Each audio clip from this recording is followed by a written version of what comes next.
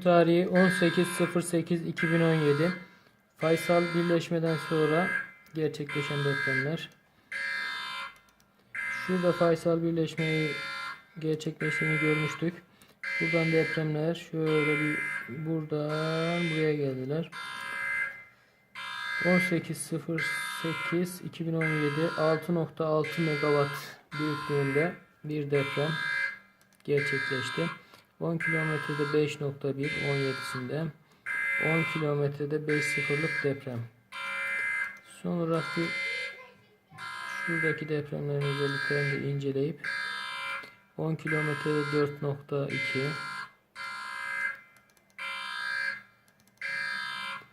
şuraya bir dönüş yapacağız. Son depremlerin durumunu 10 kilometrede 4.1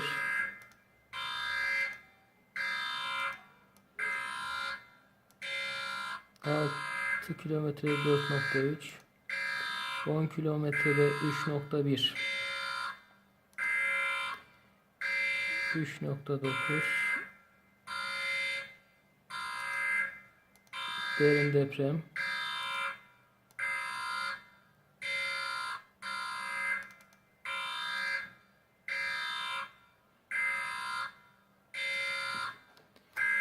düzen depremlerin değişim göstermesi, fayları etkilemesi.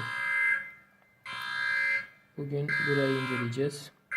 Nereye dağılıp gideceği üzerinde duracağız. Düzenli depremler Faysal birleşme sonrası ilk etki. Birleşme tarihi 14.08.2017. İlk etki 18.08.2017 6.6 megawatt büyüklüğünde bir deprem. Stage 3,6 olarak doğrulandı. Genişlemeden 18 gün sonra. Kuluçka süresi 21+11+45 veya 45. Faysal birleşme. Faysal birleşmenin burada gerçekleştiğini gözlemiştik. Tüm depremler, şuradaki tüm depremlerin yakından bakıldığında hepsinin 10 kilometrede olması düzenli depremlerin buraya kaydığını göstermekteydi. Depremlerin nasıl bir yol izleyeceğine dair gördüğünüz gibi Faysal yollar çizmiştik. Faysal yollardan depremlerin ilerlemesi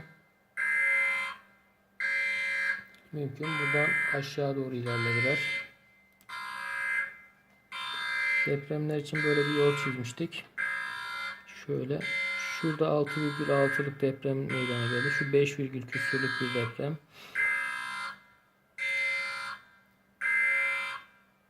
Evet, 5,6'ymış.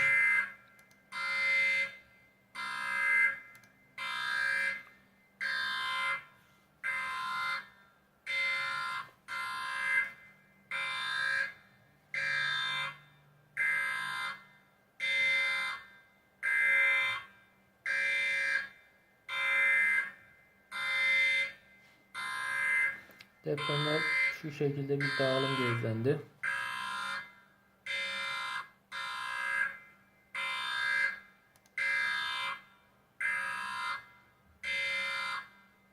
Üstündeki deprem 18.08'de burada 6,6 büyüklüğündeki deprem meydana gelmesi, depremlerin yukarıdan aşağı doğru böyle bir kayım gerçekleştirildi. Buradaki çok büyük fayların, yarıkların hareket etmesine neden oldu. Bu yarıkların hareket etmesi dolayısıyla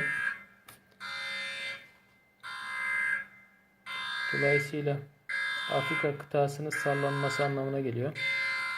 Afrika kıtasının sallanması şuradan sallandığı zaman dolayısıyla burayı sallayacak. Bunun ucunda da biz varız. Biz sallanacağız.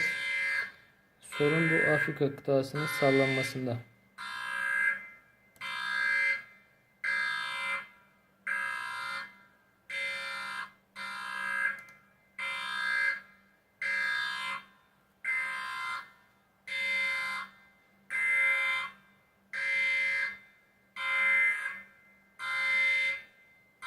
Afrika kıtasının sallanmamasını ümit ediyoruz.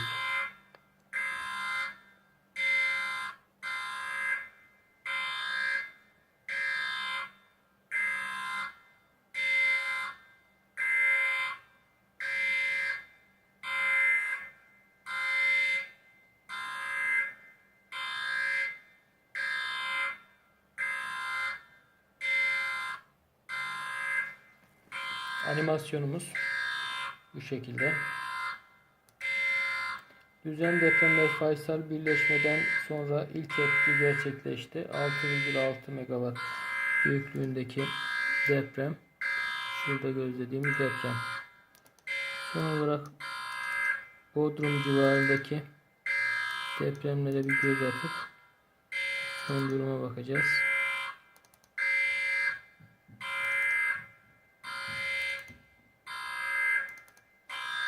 Evet, Bodrum depremlerinin sönüme geçtiği rahat bir şekilde görülebilmektedir.